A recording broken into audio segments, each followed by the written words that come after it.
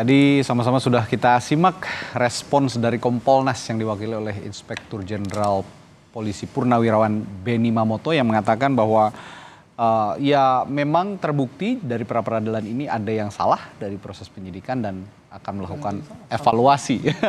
Nah, padahal kan sebelumnya juga kita tahu bersama bahwa Kompolnas ini mengiyakan bahwa prosedur sudah memenuhi syarat begitu ya. Tapi sekarang ada pernyataan berbeda dari Kompolnas ketika sudah menyaksikan putusan. Apa yang Anda tangkap, Pak Prof. Jamin dulu? Ya, jelas ya, artinya saya sudah katakan tadi terlepas dari kepercayaan saya terhadap Kompolnas dan personil di dalam. Jadi tadi Pak Susno udah bilang Citizen itu mengatakan kayak juru bicaranya polisi gitu kan. Kompolnas gitu kan. Jadi makanya kelemahan institusi saya bilang. Kenapa? Ini institusi yang harusnya bebas nilai. Bebas nilai artinya independensinya harus benar. Kalau dari awal ya Kompolnas sudah menyatakan kamu salah ini ya gelar perkara ya kita laporan.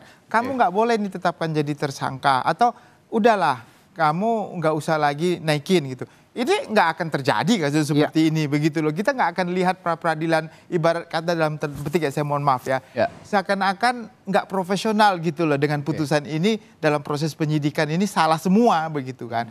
Harusnya dari awal dengan pengawasan atau rekomendasi ini harusnya Kompolnas mengatakan jangan udah ya jadi artinya stop atau atasan penyidik udah kamu stop dulu. Nah jadi ini semuanya perannya sama. Kita nggak bisa menyalahkan persis 100% ini salah penyidik. Enggak, saya nggak akan nyalakan penyidik. Pengawasnya karena penyidik setiap dilakukannya itu harus lapor atasannya. Dan atasan itu ada yang ngawasin gitu. Apalagi peran Kompolnas seperti ini sangat penting begitu untuk mengungkap. Pertama sekali saya ingat di media itu mereka belum ngajuin pra-peradilan. Seingat saya pada saat itu. Belum. Dia bilang ini salah tangkap. Bahkan teriak-teriak itu tersangka waktu conference. Itu harus sudah kelihatan tutup mulut. Artinya ini oke kita stop dulu. Ini kan sudah banyak ya kita ambil bukti-bukti yang benar. Tapi ya apa boleh buat ya karena memang keadaan seperti ini. Jadi dipertontonkan di media. Semua melihat. Jadi kembali lagi, kita cinta kepada kepolisian. Saya sangat cinta. Saya cinta kepada Kompolnas. Cuma dalam proses due process of law harus benar supaya penyidik ini pintar. Jangan semua barang-barang alat bukti yang dilakukan dalam penyidikan harus sah. Saya sangat concern sekarang mengenai bukti yang tahun 2016. Contohnya CCTV, ya. Itu handphone yang disita, motor yang disita pada saat kejadian itu di mana semua. Nggak apa-apa kita ungkapkan. Kalau ada penyidikan yang salah, dihukum penyidiknya, perbaiki. Nah ini menjadi pintar kan akhirnya nanti lebih objektif dalam menilai. Itulah proses yang sebenarnya harus. Jangan semua alat bukti yang kalau kira-kira melemahkan dalam proses penyidikan, kita hilangkan contohnya begitu ya. Kita ibarat contoh lah seperti ini. Kita hilang. Jangan. Semuanya dihadirkan. Biarlah nanti hukum yang menentukan siapa yang benar, siapa yang salah. Kan polisian nggak punya kepentingan di sini. Kepolisian sebagai penyidik dia hanya menyediakan keadilan. Jangan ada kepentingan. Contohnya ada pesanan dari pelapor, pesanan dari terlapor. Jangan sampai ada seperti itu. Kalau sudah seperti itu nanti nggak objektif. Kasihan penyidiknya, atasannya juga penyidiknya kasihan. Jadi, ada juga pernyataan menarik tadi dari Pak Benny Mamoto sebagai Komisioner Komisi Kepolisian Nasional yang mengatakan bahwa ini kasus warisan dari kasus sebelumnya. Apakah diksi kasus warisan ini ada dalam putusan dan dalam beracara di tindak pidana sebelumnya ada nggak istilah sebenarnya kasus warisan itu sih sebenarnya Pak Susno? Oh ini tidak ada, ini bukan kasus warisan.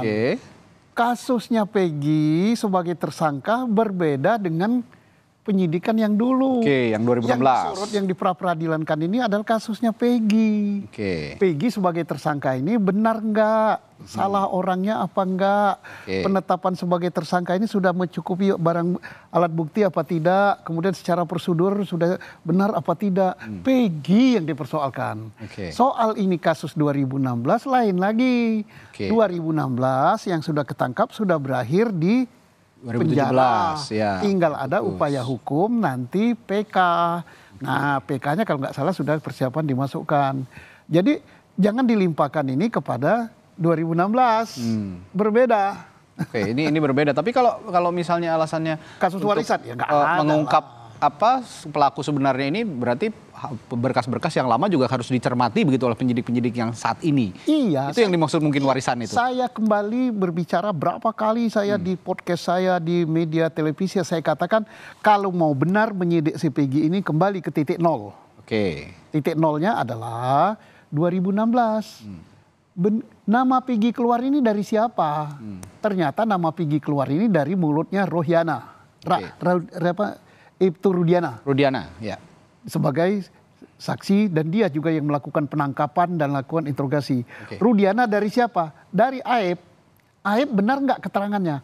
Aib melihat peristiwa ini dari jarak 100 meter, tengah malam, jam 10 malam, di situ gelap, dia tahu warna sepeda motor, kemudian tidak kenal dengan Peggy, tapi tahu itu wajah Peggy. Nah dari situ aja kalau penyidiknya benar, itu pasti bohong. Nah ini diyakini oleh siapa namanya Rudiana benar. Sehingga nama Peggy ini keluar. Saya baca berkasnya, tidak sembarang ngomong ya, berkasnya tebal segini. Rudiana ngomong 1, 2, 3 sampai 11 orang. Nah kemudian dari mana? Dari situ. Inilah yang menjadi putusan pengadilan. Lah kalau diteliti dari sini, penyidik yang benar artinya keterangan Rudiana ini udah nggak beres karena berasal dari Peggy. Lalu kok digunakan dasar sebagai penyidik 2024 untuk menangkap Peggy yang sekarang.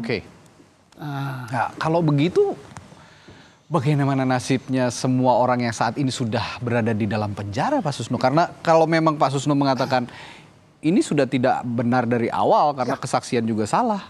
Nah, ini menetapkan tersangka ada 11 yang sudah di penjara saat saya katakan dari awal ini adalah justice obstruction.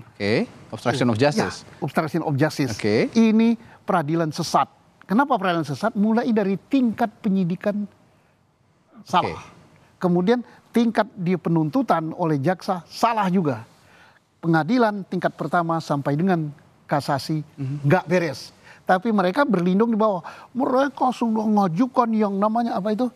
Ke presiden tuh gerasi. Gerasi ditolak. Lah ini pikiran yang picik sekali ini untuk cari kebenaran. Tidak begitu dong, telusuri dulu ini. Nah ini berarti kesalahan ini saya tidak mau nimpakan dan tidak mau ditimpakan pada polisi saja. Saya ini polisi yang sangat cinta polisi.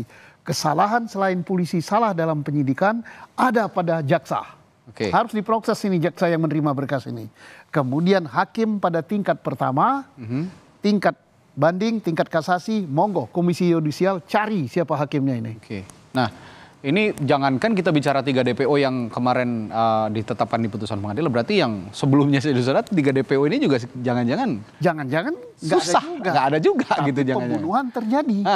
Maka harus dicari apakah akan mencari hanya 3 orang ini atau justru mencari siapa sih dan berapa sih pembunuh sebenarnya. Sebenarnya bagaimana begitu ya? Apakah 3, apa 4, apa 2 atau 1? Berapa orang dan siapa orang itu yang harus dicari. Ini yang juga menyulitkan adalah saat ini lemahnya scientific evidence tadi. Itu yang tidak dilakukan. Scientific evidence yang sangat-sangat lemah kalau saya lihat. Dari tingkat awal tidak dilakukan. Mana sidik jarinya? Mana CCTV-nya? Kenapa CCTV tidak dibuka sudah sekian lama disita? Kenapa HP-nya disita tidak dibuka? Kenapa darah yang di baju tidak diambil, darah yang di tubuh tidak diambil? Kenapa DNA tidak diambil? Ada yang mengatakan DNA ratusan juta. Siapa? Nggak pernah baca DNA itu cuma 5 juta. Tapi kalau anggaran polisi nggak cukup, ya anggaran polisi udah cukup besar sekarang. Prof Jamin, dalam hukum acara pidana dan juga dalam hukum pidana lah ya, kita bicara hukum pidana. Saya juga ingin punya pertanyaan yang sama akhirnya dengan apa yang saya tanyakan ke Pak Susno. Yang saya tergelitik dengan kasus warisan yang dikatakan Pak Beni tadi. Apa respons Anda soal apakah memang ada istilah kasus warisan itu? Jadi ada beberapa tindak pidana yang pelakunya belum semua tertangkap. Nah, jadi belum semua tertangkap mungkin karena melarikan diri atau hilang atau tidak tahu di mana dia berada.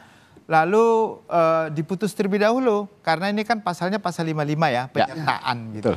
Jadi yang dahulu kan diputus, setelah diputus ternyata yang lainnya belum dicari begitu. Seharusnya nggak perlu 8 tahun begitu ya. Artinya itu dia. tahun 2016 sampai 2024 terlalu lama begitu sampai putusan MK, putusan PK atau putusan kasasi ya, putusan kasasi yang terakhir. Itu sebenarnya nggak terlalu lama kalau memang 2-3 tahun itu sudah cukup lama begitu ya, 1 tahun 2 tahun harusnya cepat begitu. Nah setelah itu baru 2024 itu saya kira tidak sangat berpengaruh film itu gitu untuk bisa sehingga harus DPO harus dikejar begitu kan. Nah lalu sekarang 8 tahun kemudian muncul seperti ini. Nah ini bukan warisan, artinya ini dia harus mengungkapkan DPO-nya begitu yang dianggap bersama-sama melakukan perbuatannya. Sayangnya bukti awalnya tadi itu yang 2016 sudah banyak yang hilang, sudah tidak ditemukan. Bagaimana penyidik yang baru? Tapi kita tidak bisa menyalahkan penyidik 2019, nggak bisa. Justru penyidik yang 2024 ini kalau merasa belum cukup bukti untuk menjadikan tersangka, dia nggak usah dilanjutkan atau ditetapkan sebagai tersangka. Jangan memaksakan. Dia harus lebih menahan diri.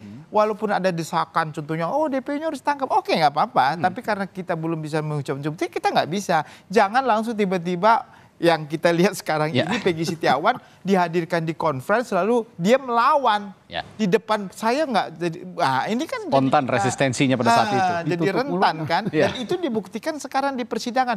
Berarti benar yang di conference itu orang yang benar-benar tulus, benar-benar bukan pelaku. Kan kita jadi salah tangkap kan jadi malu seperti ini ya polisian. Tapi sekali lagi inilah pelajaran ya. Ini justru tadi Pak Susul bilang ini pil yang pahit tapi pil bagus untuk mengobatin begitu ya kepolisian. Dan lagi saya kira saya harus pandangan kepolisian ini harus lebih independen ya. Apalagi di tingkat pengawasan ya. Saya kira lebih baiklah di tingkat pengawasan sekarang Kompolnas itu udahlah jangan lagi ada unsur pemerintah.